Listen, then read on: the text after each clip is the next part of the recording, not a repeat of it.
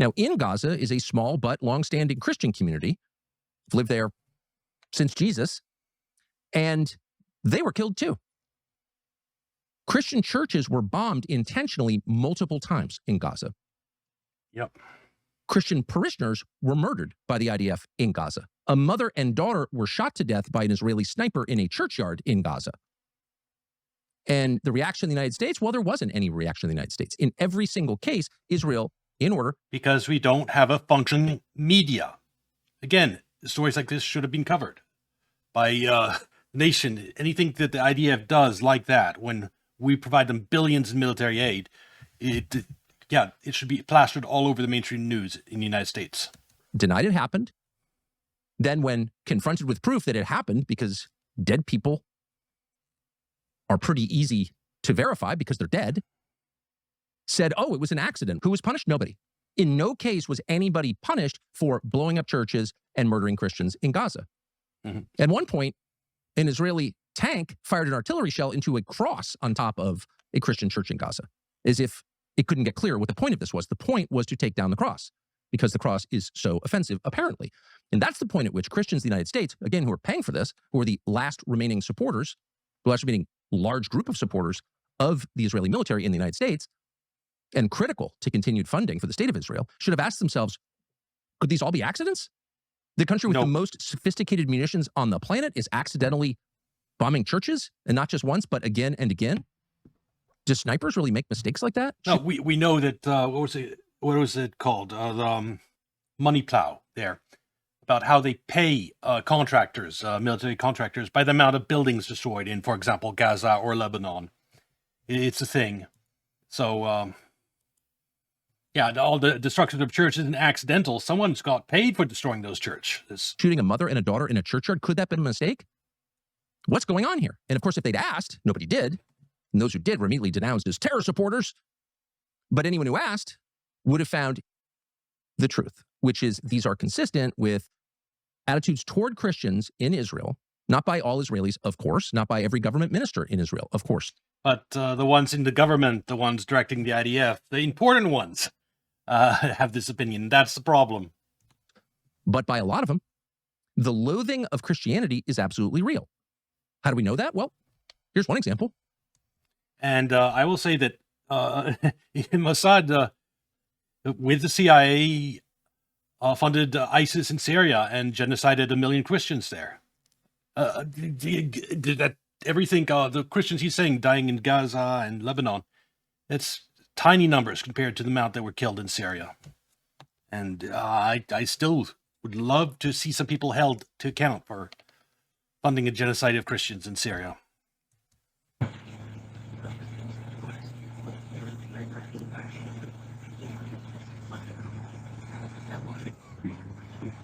Money plowing work here.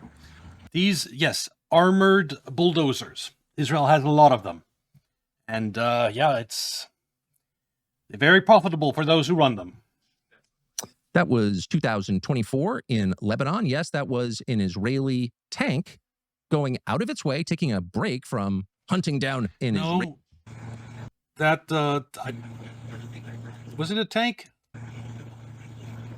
I thought that's the plow in the front, isn't it? Yes, that's a bulldozer. See, you can see right there.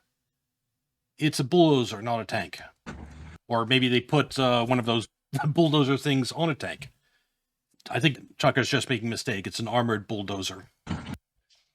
Yes, that was an Israeli tank going out of its way, taking a break from hunting down Hezbollah to bulldoze a Christian statue of St. George slaying the dragon in the country with the last remaining significant Christian population in the Middle East. Yes, because we genocided, CIA and Mossad in Israel, genocided the Christians in Syria. 1 million in Syria, that was a pretty big population.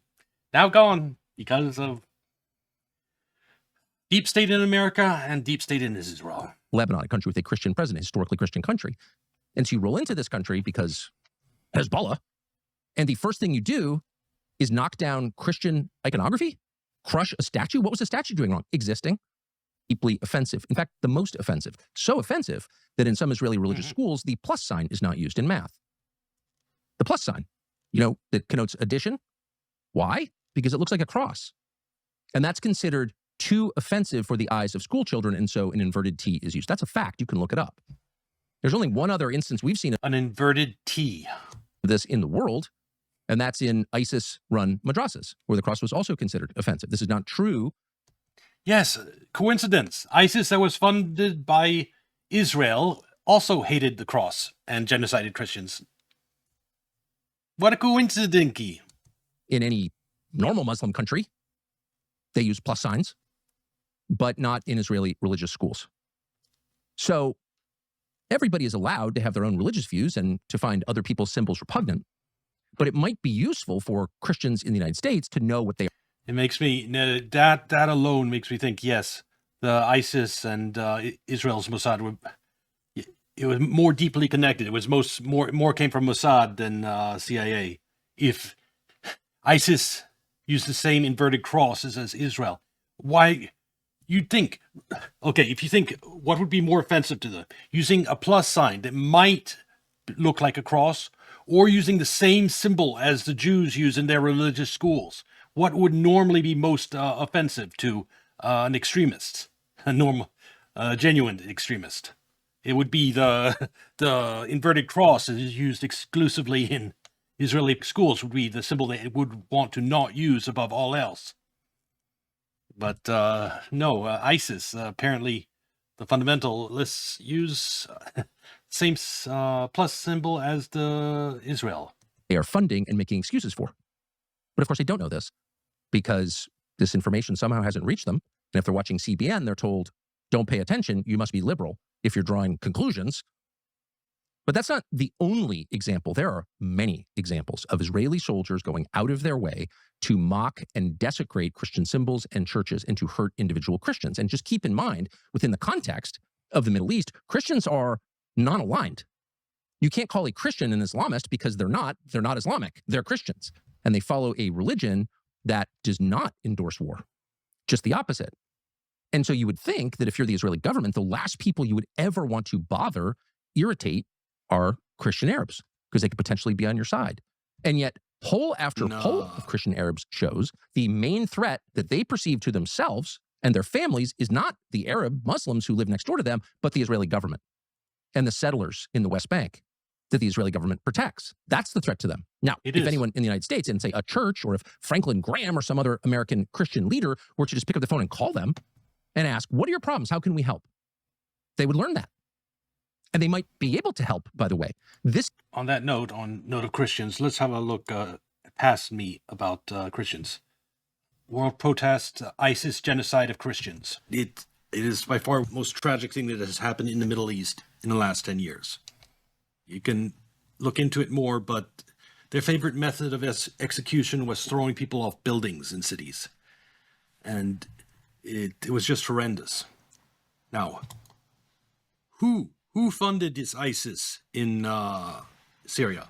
Well, the Central Intelligence Agency secretly arming Syrian rebels since 2012. Yep. See that? I'm not buying the article.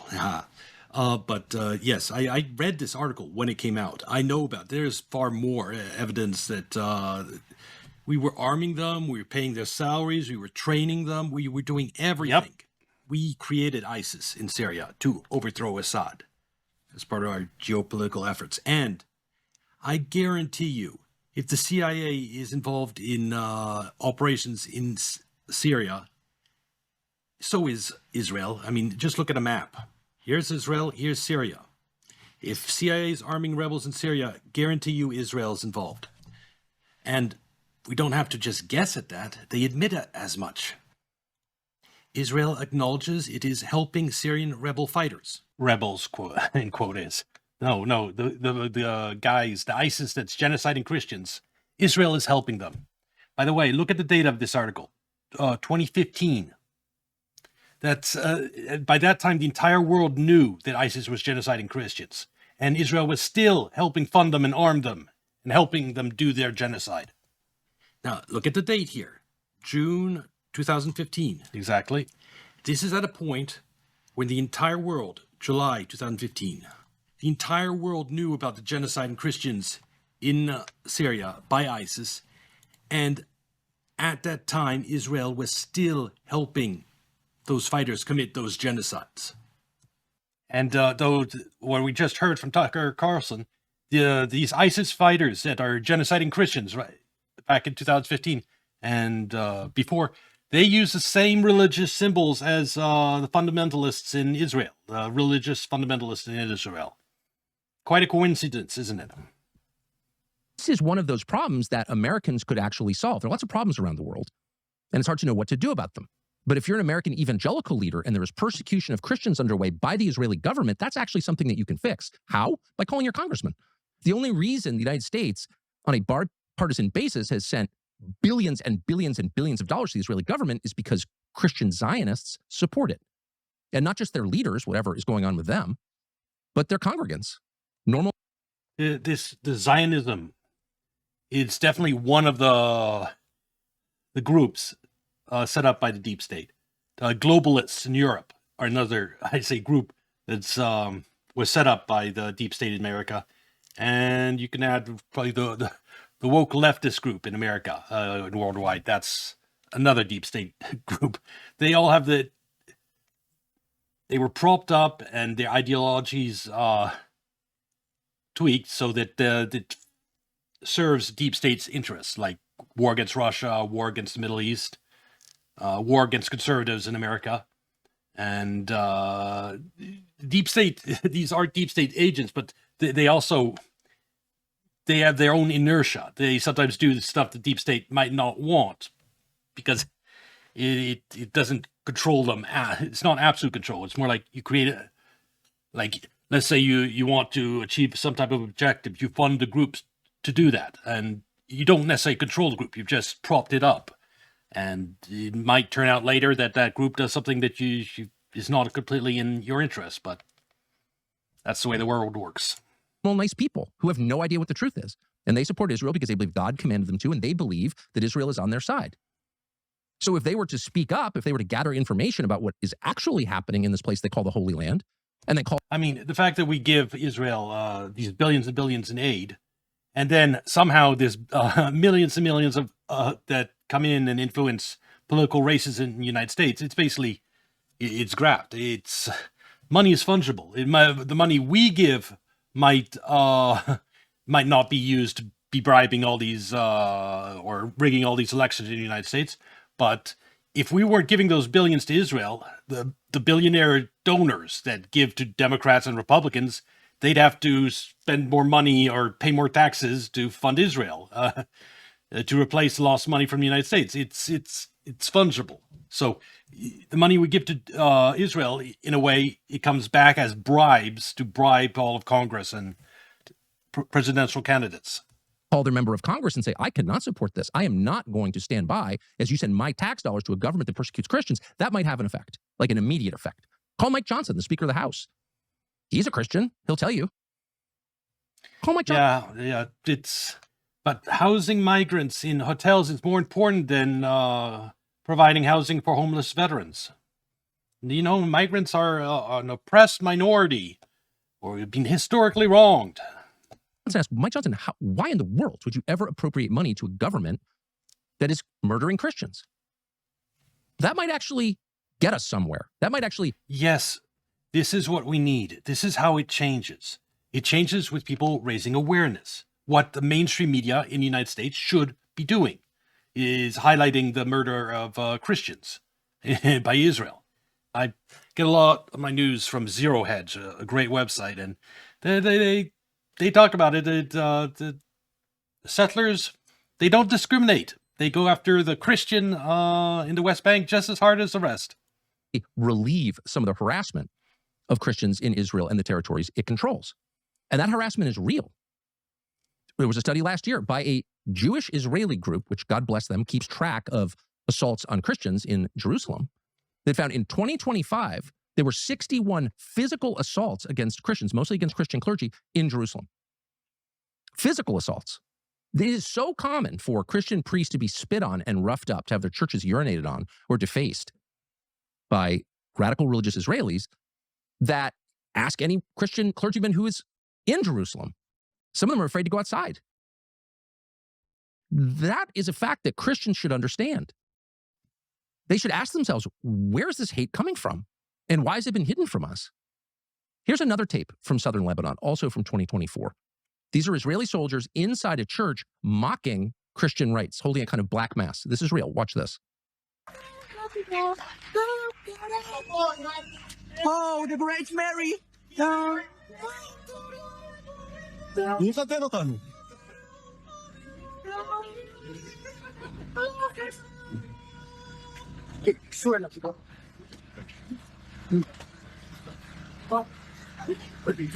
Makatan? Boys. Makala?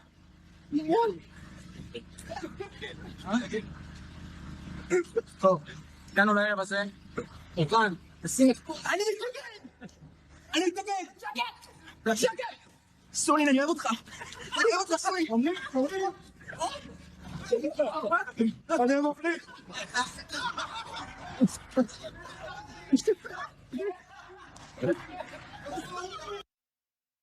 That's inside a church. They not only did that, they filmed it and then posted it because they were proud of it, because no one told them not to be. Try doing that in a synagogue. Don't do that in a synagogue. It would be completely immoral to do that in a synagogue, to desecrate someone else's sacred space. That is wrong. Christians believe that is wrong. But imagine what would happen to you if you did do that, if you tried to do that. How long would you be free? How long in Israel would it take before you were arrested, before you were the most famous person on planet Earth? Not very long. We don't know the names of any of those soldiers because no one was ever punished. Nobody cared in this country or in Israel. The only people who cared were the Arab Christians whose church was desecrated by soldiers. And no one came to their rescue, and no one came to their defense. Yep. That's Think the way about the that for a world. minute. It's been this way for decades. It's only now with people like Tucker Carlson and alternative media that are highlighting it. It just, it's not like these Christians in Gaza and West Banks and Lebanon just sprung out of nowhere. No, they've always been there. And the way they've been treated, it's this way. And it's been this way for a long time. Think about that. You go to the grocery store and there are... Okay, this will be a quick video on YouTube. Like and subscribe, come watch on Kick or Twitch, and I'll see you next video. Bye!